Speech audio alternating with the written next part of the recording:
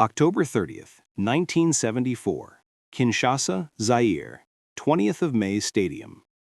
At 4:30 in the morning, as the moon hung over the Congo River, 32-year-old Muhammad Ali climbed through the ropes into a boxing ring erected in the center of an outdoor stadium. 60,000 Zairean fans who'd been chanting Ali Boumaye, Ali, kill him, for hours erupted in deafening cheers. Across the ring stood George Foreman, 25 years old, undefeated in 40 fights with 37 knockouts, the reigning heavyweight champion of the world. Foreman had destroyed Joe Frazier and Ken Norton, two fighters who'd beaten Ali, in second-round knockouts so brutal that both men were never the same. He was considered the hardest puncher in boxing history, with the cold, dead eyes of a man who'd seen too much of life's darkness. Ali was a 4-1 underdog. Some of his closest friends and supporters feared they were about to watch him get killed in the ring. Howard Cosell, Ali's longtime booster, privately worried Ali was risking not just his legacy, but his life. 7 years had passed since Ali was stripped of his heavyweight title for refusing military induction during the Vietnam War. He'd lost 3 years of his prime to exile, returned at age 28, and be beaten by Joe Frazier and Ken Norton. At 32, most experts considered him washed up, too old, and too slow to defeat the younger, stronger, unbeatable champion. But as Ali danced in his corner, as the crowd screamed his name, as 1 billion people around the world tuned in to watch on television, Ali knew something nobody else did. He had a plan. A strategy so crazy, so suicidal, that even his own trainer Angelo Dundee would be screaming at him to stop. Within 8 rounds, Ali would knock out George Foreman, reclaim the heavyweight championship, and complete what many consider the greatest upset in boxing history.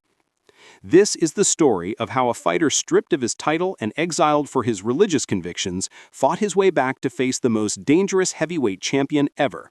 How a smooth-talking Cleveland promoter named Don King convinced an African dictator to pay $10 million to host the fight in Zaire. How Ali improvised the rope-a-dope strategy that nobody had seen before and that his own corner begged him to abandon. And why October 30th, 1974 remains the most culturally significant sporting event of the 20th century 50 years later. Muhammad Ali was born Cassius Marcellus Clay Jr. on January 17, 1942, in Louisville, Kentucky, to Cassius Clay Sr., a sign and billboard painter, and Odessa Clay, a domestic worker. Growing up in segregated Louisville, young Cassius experienced racism firsthand, watching his father's bitterness over limited opportunities for black people in the South. Ali's boxing career began at age 12 when his bicycle was stolen, and a local police officer named Joe Martin, who also trained young boxers, suggested Cassius learn to fight before confronting the thief. Martin became his first trainer. Ali showed natural talent immediately. He was fast, with quick hands and even quicker feet, able to move around the ring in ways that baffled opponents. By 18, he'd compiled an amateur record of 100 wins and 5 losses. At the 1960 Rome Olympics, representing the United States at age 18, Ali won the gold medal in the light heavyweight division. He returned to America a national hero, the wholesome young boxer who defeated the Soviets for Olympic gold. But returning to Louisville, still segregated, still treating black citizens as second class, disillusioned him. In a story Ali told throughout his life, he threw his Olympic gold medal into the Ohio River after being refused service in a whites-only restaurant. Ali turned professional in October 1960, managed by a syndicate of white Louisville businessmen. His early professional career was spectacular. He won his first 19 fights, developing a style that revolutionized heavyweight boxing. Previous heavyweights had been slow, plodding punchers who relied on power. Ali moved like a middleweight, dancing around the ring, hands low, head movement constant, throwing combinations while moving backward. His motto, which he repeated endlessly to anyone who'd listen, was, "Float like a butterfly, sting like a bee." But Ali's mouth was as fast as his hands. He'd taunt opponents before fights, create insulting poems predicting which round he'd win, give himself nicknames like the Louisville Lip and the Greatest. Boxing had never seen anything like him. Some fans loved the brash young fighter, others, particularly white fans accustomed to respectful, quiet black athletes, despised him. On February 25, 1964, Ali, still fighting as Cassius Clay, challenged Sonny Liston for the heavyweight championship in Miami Beach.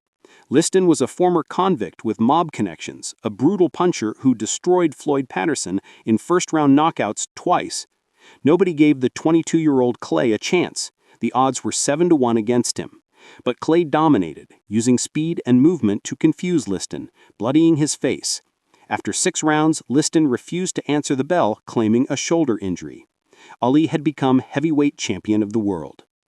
The day after the fight, Clay shocked America by announcing he'd joined the Nation of Islam, a black nationalist religious movement led by Elijah Muhammad.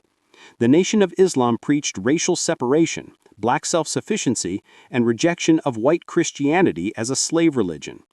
Ali changed his name to Muhammad Ali, explaining that Cassius Clay was his slave name given to his ancestors by white slave owners. The name change and religious conversion transformed Ali from controversial athlete to polarizing cultural figure. In 1964, America was in the middle of the civil rights movement, with Martin Luther King Jr. preaching nonviolent integration, while Malcolm X and the Nation of Islam advocated more militant approaches. Ali's association with the Nation of Islam aligned him with black nationalism, making him a hero to young black Americans and a threat to white conservatives who preferred their black athletes quiet and grateful. Ali defended his title 9 times between 1964 and 1967, defeating everyone the boxing world put in front of him. He stopped Liston again in a bizarre first-round knockout in May 1965, where Liston went down from a punch many observers didn't see land. He beat Floyd Patterson, George Chuvalo, Henry Cooper, Brian London, Carl Mildenberger, Cleveland Williams, and Ernie Terrell, often while taunting them throughout the fight, sometimes calling them by their birth names if they had refused to call him Muhammad Ali. Bags by the thousands. Ali's draft status had been 1Y, not qualified for military service, due to poor performance on an aptitude test. But as the war escalated and more troops were needed, standards were lowered, and Ali was reclassified 1A, available for military service. When his name was called, Ali refused to step forward, issuing a prepared statement. "I ain't got no quarrel with them Viet Cong. No Viet Cong ever called me nigger." He explained that his religious beliefs as a Nation of Islam minister prohibited him from serving in the military. Within hours, the New York State Athletic Commission suspended his boxing license and stripped him of his heavyweight title. Other state athletic commissions followed. Ali was effectively banned from boxing in the United States. On June 20, 1967, Ali was convicted in federal court for draft evasion, sentenced to 5 years in prison and fined $10,000. He remained free on bail while appealing, but he couldn't box. From ages 27 to 28, which should have been his athletic prime, Ali was in exile. He made money speaking at colleges, where anti-war sentiment was growing. He became a hero to the counterculture, to black activists, to young people who saw him as standing up to an unjust government.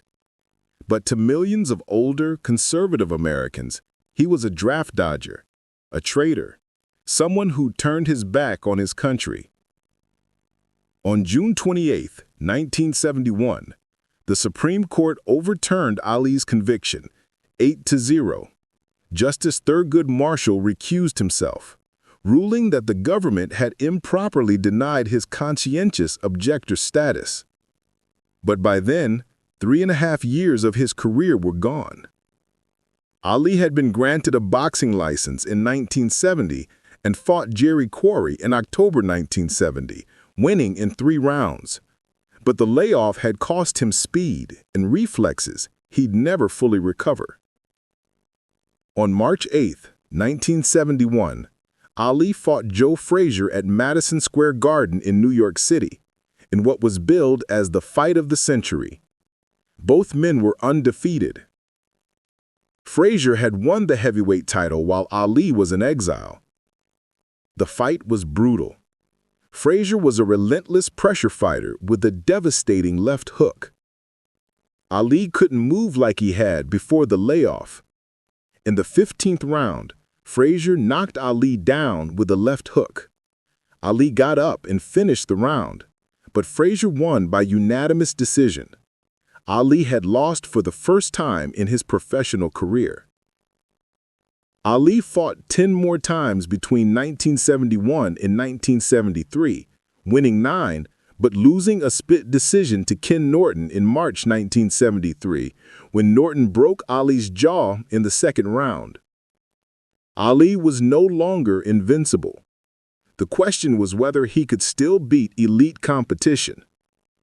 In January 1974, Ali got a rematch with Frazier, winning a unanimous decision in a less traumatic fight than their first. In March 1974, he avenged his loss to Norton with a split decision victory. His record was 44 wins, 2 losses. He was ranked the #1 contender for the heavyweight championship. The heavyweight champion was George Foreman, who'd won the title by destroying Joe Frazier in January 1973 in Kingston, Jamaica. Foreman had knocked Frazier down 6 times in 2 rounds, brutalizing the previously undefeated champion so badly that Frazier was never the same fighter. In March 1974, Foreman defended his title against Ken Norton in Caracas, Venezuela. Norton, who'd broken Ali's jaw, lasted less than 2 rounds. Foreman knocked him out with such force that Norton couldn't remember the fight afterward. George Foreman was born January 10, 1949, in Marshall, Texas, the 5th of 7 children. His childhood was marked by poverty and violence. His stepfather, J.D. Foreman, was an abusive alcoholic. Young George was a street tough, getting into fights, stealing, heading toward a life of crime. At 15, he dropped out of school and was living on the streets of Houston. What saved Foreman was the Job Corps, a government program created by President Lyndon Johnson to help disadvantaged youth. Foreman enrolled at age 16, was sent to Oregon, and discovered boxing. A coach named Doc Broaddus saw potential in the angry young man and channeled his rage into training. Foreman was a natural heavyweight with devastating power. He won the 1968 Olympic gold medal in Mexico City, the same Olympics where Tommy Smith and John Carlos raised their fists in a Black Power salute. After winning, Foreman waved a small American flag, a gesture that made him popular with conservative white Americans who appreciated what they saw as patriotism, in contrast to Smith and Carlos's protest. Foreman turned professional in 1969, trained by Dick Sadler. His style was simple: walk forward, cut off the ring, and hit opponents with clubbing blows until they fell down. He wasn't technically refined like Ali. He didn't have Ali's speed or footwork, but he had something Ali didn't: raw, terrifying power. When Foreman hit opponents, they didn't just fall, they collapsed, sometimes unconscious before hitting the canvas. By 1974, Foreman was 40-0 with 37 knockouts. He destroyed everyone put in front of him, including fighters who defeated Ali. The boxing world considered him unbeatable, the most dangerous heavyweight champion since Sonny Liston. Foreman himself was confident to the point of arrogance. He told reporters he felt sorry for Ali, that the fight was almost a charity case for the washed-up former champion. The fight between Ali and Foreman was made possible by Don King, a Cleveland numbers runner and former convict who'd served nearly 4 years in prison for stomping a man to death over $600 in 1967. King had connections in Cleveland's underworld, but minimal experience in boxing promotion. But he was ambitious, charismatic, and willing to promise anything to get what he wanted. King needed a sponsor who could pay Ali and Foreman the $5 million each that they demanded.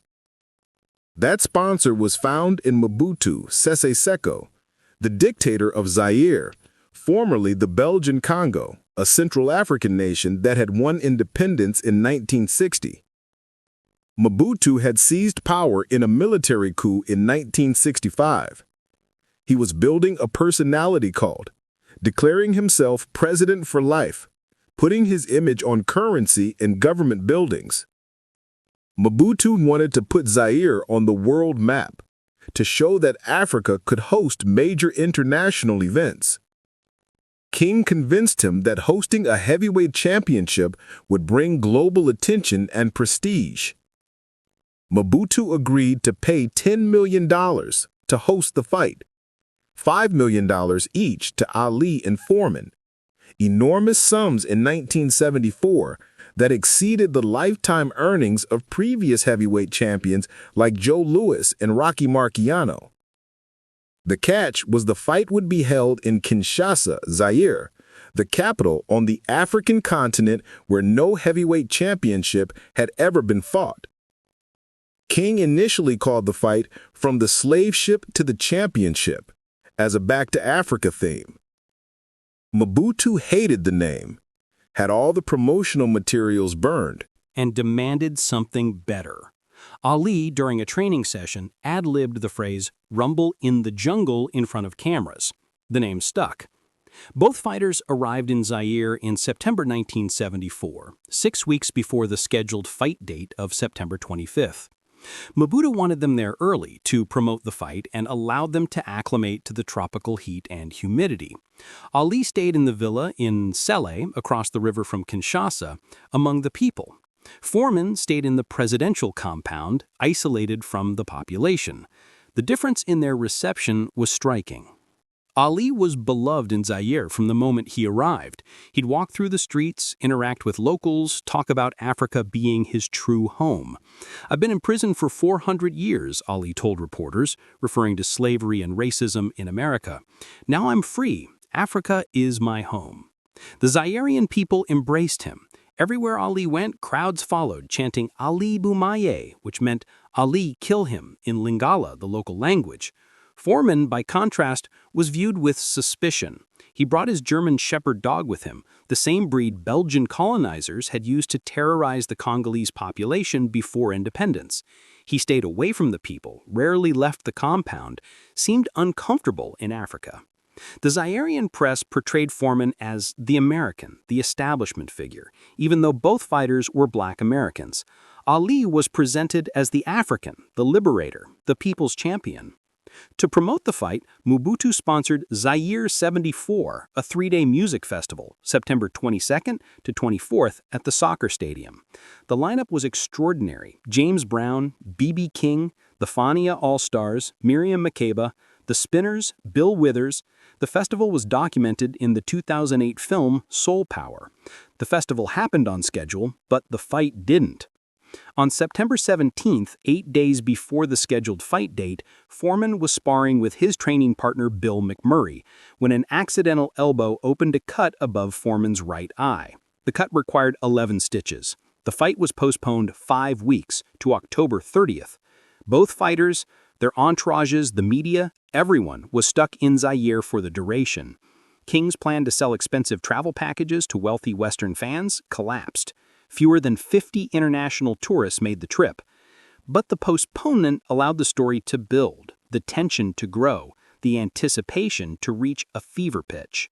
Ali's training camp in Zaire was intense. His trainer Angelo Dundee, who'd been with Ali since 1960, designed workouts to prepare Ali for Foreman's power and pressure. Ali sparred with Larry Holmes, a young heavyweight who'd later become champion himself. Ali did thousands of sit-ups daily with a Cuban trainer named Luis Soria, building his core strength to withstand body shots. Ali let his sparring partners hit him hard, conditioning his body to take punishment, toughening himself for what he knew was coming. Ali told everyone repeatedly that he was going to dance against Foreman. He'd use his footwork, his speed, move around the ring, make Foreman chase him, tire him out, then knock him out in the late rounds. This made sense. It was how Ali had always fought: use legs to avoid power punchers, wear them down, finish them when exhausted. But privately, Ali was having doubts. His legs weren't what they used to be. The layoff, the years since 1967, had cost him a step. Could he really dance for 15 rounds in tropical heat against a younger, stronger champion? Foreman's training camp was less disciplined. He was overconfident, didn't take Ali seriously as a threat. Foreman later admitted he viewed the fight as a charity case, easy money against an old fighter who was desperate for one last payday. Multiple accounts suggest Foreman partied in Kinshasa during the final weeks. Bobby Brown, the R&B singer who was one of Foreman's friends, later confirmed that Foreman wasn't focused, wasn't training with the intensity he should have been. The fight was scheduled for 4 a.m. local time, so it would air at 10 p.m. on Tuesday evening, October 29th, in the Eastern Time Zone of the United States for closed-circuit broadcasts in theaters. This odd scheduling turned the event into something almost mystical. Fans in Zaire arrived at the stadium around midnight, waiting in the darkness for hours. The stadium held 20,000, but 60,000 were packed inside with people sitting everywhere, even on the ring apron. The closed-circuit broadcast was shown in 450 theaters across the United States and broadcast free on television in many countries. An estimated 1 billion people watched worldwide, roughly 1/4 of Earth's population in 1974. Literary heavyweights covered the fight from ringside. Norman Mailer would write The Fight, his account of the event. George Plimpton was there for Sports Illustrated. Hunter Thompson wrote dispatches.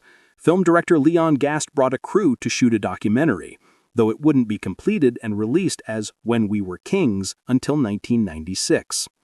In the early morning darkness of October 30th, Ali arrived at the stadium first, dancing in his corner, shadowboxing, looking confident.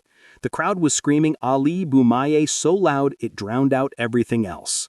Foreman arrived looking stone-faced, cold, determined to destroy Ali quickly.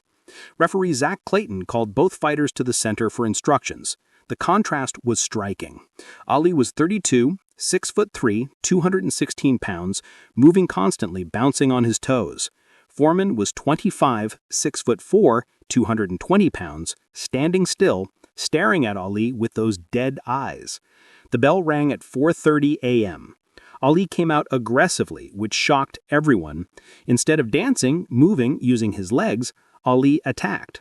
He threw right-hand leads, dangerous punches that boxers are taught never to throw because they leave you vulnerable to counters. But Ali threw them anyway, catching Foreman in the face, backing him up. The crowd exploded. Ali was taking the fight to Foreman, something nobody expected.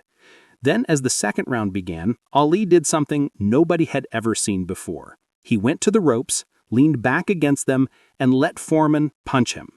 Ali kept his gloves up, protecting his head, but he was letting Foreman hit him with body shots and blocked punches.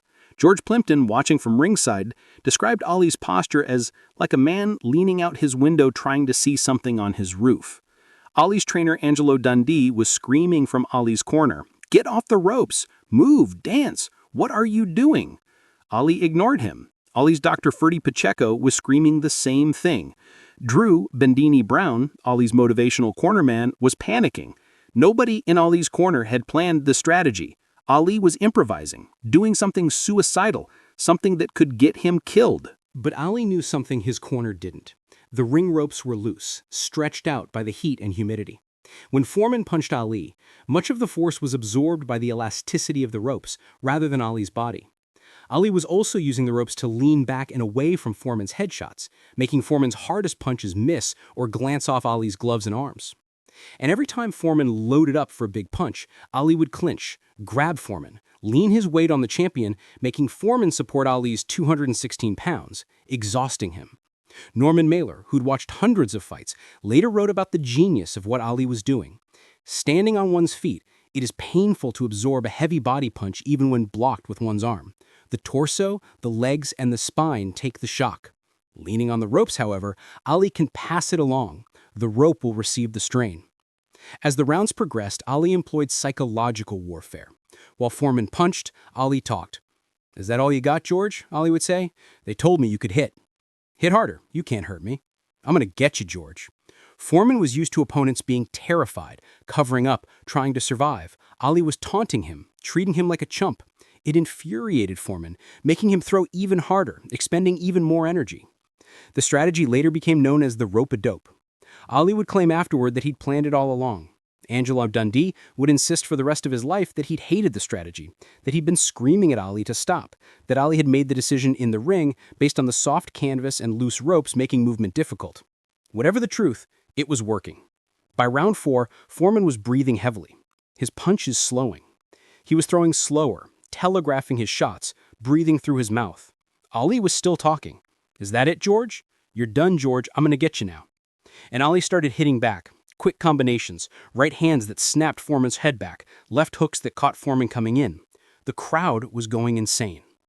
Round 8 began with Foreman desperate, knowing he was in trouble, trying to land one big punch that could change everything. But he had nothing left.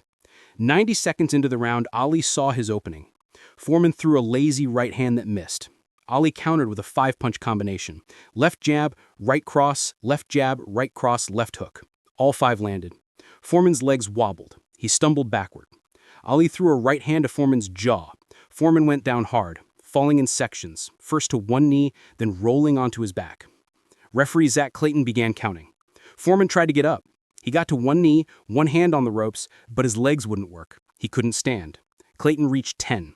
The fight was over. Muhammad Ali had knocked out George Foreman. The undefeated, seemingly invincible heavyweight champion had been beaten by the 32-year-old underdog everyone had written off. The stadium exploded. Fans poured onto the ring. Zairean police and paratroopers tried to maintain order, but were overwhelmed. Ali was mobbed by his corner, by fans, by everyone. He was screaming, crying, arms raised in triumph. Jim Brown, the former NFL star who'd been in Ali's camp, lifted Ali onto his shoulders. The celebration was pandemonium, joy, vindication. Foreman sat on his stool in shock, barely able to comprehend what had happened. For 4 years, he'd destroyed everyone. He'd been called unbeatable. Now, in front of 1 billion people, he'd been exposed as human, vulnerable, beaten. Foreman later said he couldn't remember the knockout, couldn't recall falling. His memory of the fight was hazy, like a bad dream. The aftermath was immediate and enormous. Ali had reclaimed the heavyweight championship 7 years after being stripped of it for refusing to serve in Vietnam. The same country that had called him a traitor now celebrated him as a hero. President Gerald Ford invited Ali to the White House in December 1974. Sports Illustrated put Ali on the cover with the headline, "Ali's Greatest Fight." The fight was everywhere, replayed constantly, analyzed endlessly. For Ali, the victory was vindication for everything he'd sacrificed. He'd given up 3.5 years of his prime for his religious convictions. He'd been vilified, called a coward and a traitor. Now he was champion again, having defeated the most dangerous heavyweight in the world. The image of Ali standing over the fallen Foreman became one of boxing's most iconic photographs. For Foreman, the loss was devastating. He'd been humiliated. The man who seemed invincible had been knocked out by an older fighter he'd taken lightly. Foreman retired in 1977 after losing to Jimmy Young, becoming a Christian minister and living quietly for a decade before an improbable comeback in 1987. He'd eventually regain the heavyweight title in 1994 at age 45, becoming the oldest heavyweight champion in history. But in 1974, the loss to Ali broke something in Foreman psychologically. He admitted years later that he'd spent the first 7 years after the fight consumed with hate and denial, refusing to accept that Ali had beaten him fairly. The cultural impact of the fight extended far beyond boxing. The fight happened at a pivotal moment in American history. President Nixon had resigned in August 1974 over the Watergate scandal. The Vietnam War was winding down, with American troops withdrawing. The country was in turmoil, divided, struggling with its identity. Ali's victory over Foreman felt symbolic, like vindication for everyone who had opposed the war, for everyone who had stood up to authority, for everyone who had been told they were wrong but kept fighting anyway. For Black America, especially young Black people, Ali was a hero who had never compromised. He changed his name, joined the Nation of Islam, refused to serve in an unjust war, lost his title, and fought his way back. He'd shown it was possible to stand on principle and still succeed. In Africa, Ali was celebrated as proof that Black people could achieve greatness, that the African diaspora was connected despite the centuries of slavery and colonization. The rope-a-dope strategy became legendary. Ali would use variations of it in later fights, though never as dramatically as against Foreman.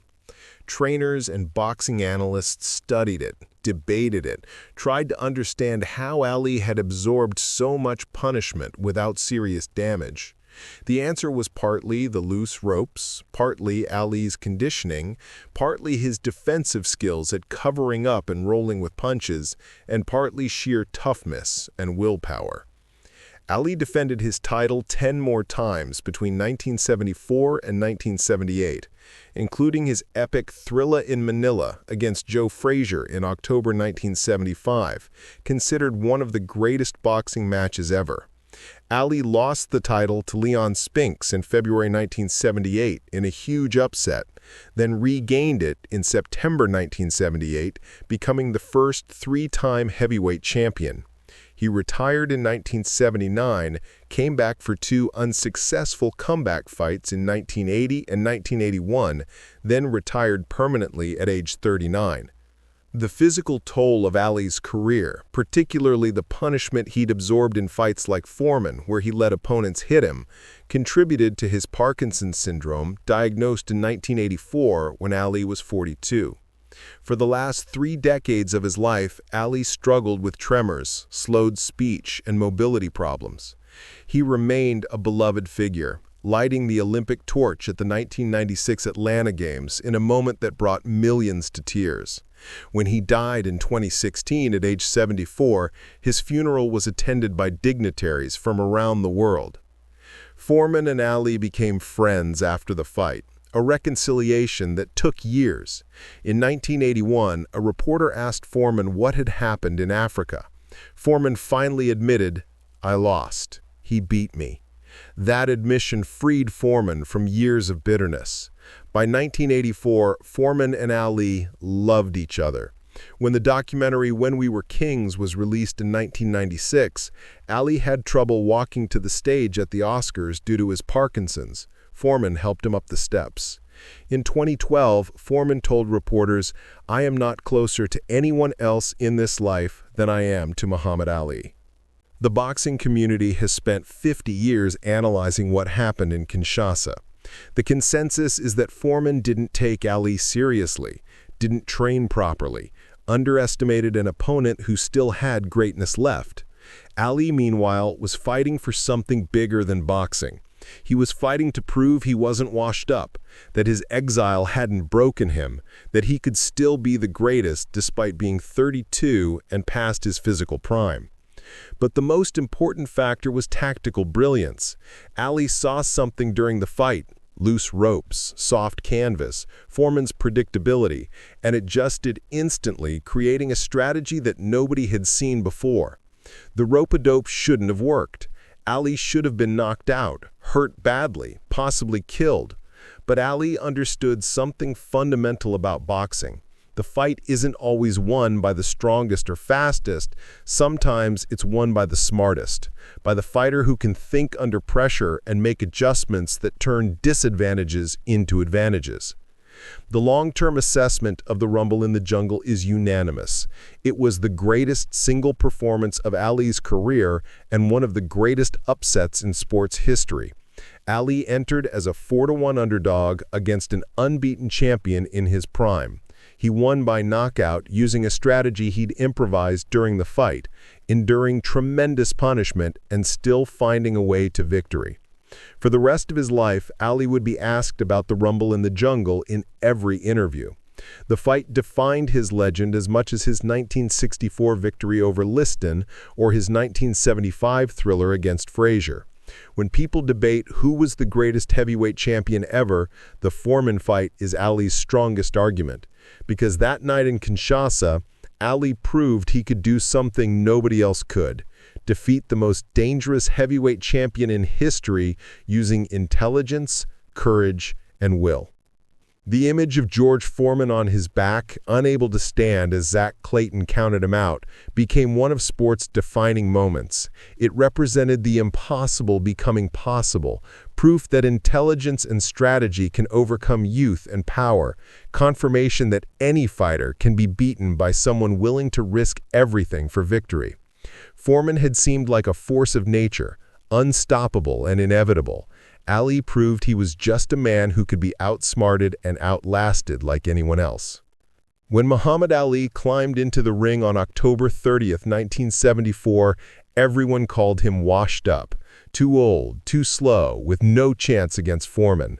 When he climbed out of the ring 47 minutes later, he was the heavyweight champion of the world again, the man who'd knocked out the unbeatable champion, the living embodiment of why sports matter. Because sometimes, against all odds, despite everyone saying it's impossible, someone achieves something extraordinary. And on that morning in Kinshasa, Muhammad Ali, fighting for his legacy and his place in history, was that someone.